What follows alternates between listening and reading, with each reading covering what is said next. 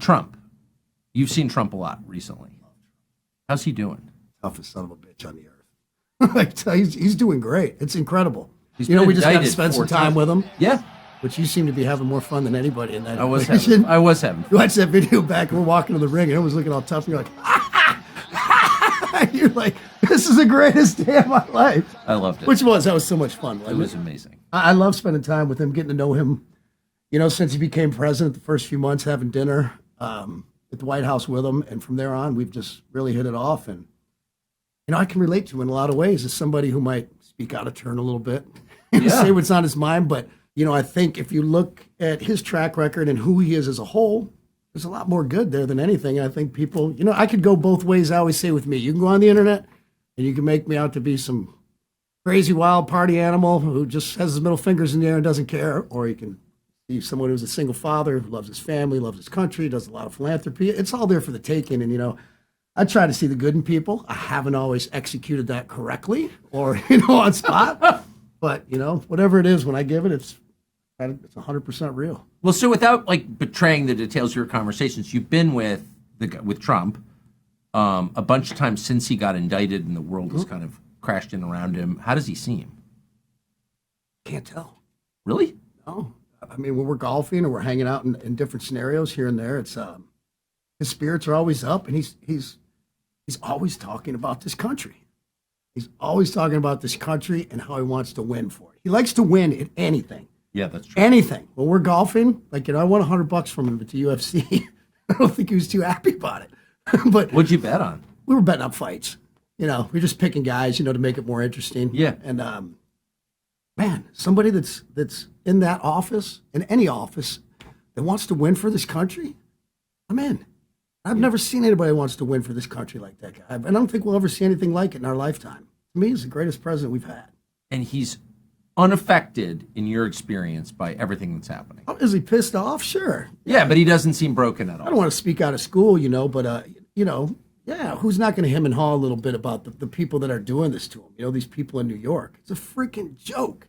Yeah. I mean, one Google search on Zillow, property in Palm Beach. There's a couple acres that comes up on the water. It's $200 million. Yeah. And they're like, Mar-a-Lago's only worth $17 million. It's like, well, you are a stupid son of a bitch if you say that. Yeah. He takes loans from the bank, whatever. He pays them all back. Everybody makes money. There's no crime here. Yeah. I just, they're just, it's completely, anybody who can't see they're fucking with him is just blinded. Yeah. I know the guy speaks out of turn a little bit, says some things. I can relate. Yes. I do it myself, quite often because I just say what's on my mind, and I can get that. But I don't know how you look at his track record and what he did and how he had this country fired on all cylinders when he was in office. Everybody working, our military is the strongest. He's leading with, strength and our borders, under control, just energy independent. You could go on and on. I don't get it. I understand because it seems like it's a lot of women. Like in my life and stuff, they're like, well, I don't like the way he talks. It's like, come on, man. you're not putting him in the office to hear him talk nice. How many years have we had of that? People that it seems like everybody, because everything is very polarized. I get it. And speaking of Bud Light, it's like I wish those guys could take this opportunity. Maybe they could start a little civil discourse with the negative that's happened to them. Maybe they could figure out a way with that beer to kind of maybe bring people together a little bit. I don't know. I don't think they're going to hire me as the head of their marketing anytime They probably soon. should. Yeah, well, Have they approached I like you? my day job. By the way, did they ever call you after you opened up on them with a machine gun? No, there's been some distributors Yeah. who who claim they know the people at top and this, that, and the other. And I said, man, I'll sit down with anybody, anytime. And, we actually got to talk to the CEO, me and Trump, the other night at the UFC fight.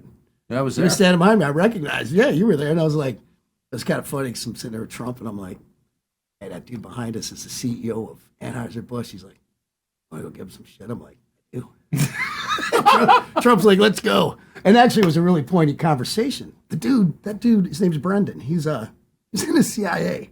He was a Marine. Yeah. He says when he got the videos of me shooting up the cans, he was hunting in Texas. I'm like, you sound like somebody I'd be friends with.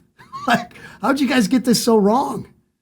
And, I hate speaking out of turn when I have conversations with people, but I don't think would mind this. I was like, when you did that morning show, were you coached? And he's like, I was. I was like, fire that fucking person. Yeah. I was like, it's terrible. I was like, they asked you at one point, like, if you had the chance to send that can again, would you send it? And you go off in this week and supporting the ABCDLGBQ for 25 years. I'm like, what are you doing? I'm like, you don't have to throw anybody under the bus. All you have to do is say, while we want everyone to enjoy our beer, we know who our consumer is, and we got that one wrong. We're going to double down. We hear you. Our bad. Just say that. Everyone would have been like, okay, you still got to eat a little crow. It's like, you know, if you ever had infidelity in your life, it's like you can't go to the person and just kind of sweep it under the rug and, you know, buy them a new ring or a car and think it's going to go, well, No, maybe a car. A car might work. I don't know. The Guiltmobile. You can't just sweep it under the rug, throw money at it, think it's going to go away. At some point, you got to be like, look, I screwed up. I got that one wrong. And then you probably still got to eat some crow for a while, which I think they have.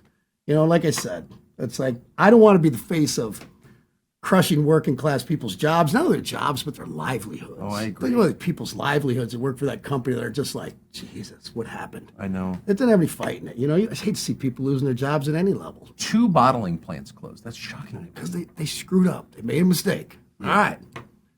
I'm over it. You know, I'm like I said, I'm not the type of person to kick a man when he's down. I agree completely. Completely. Younger people say the news is full of lies. Kennedy's motorcade. 239 people. The death of Jeffrey Epstein.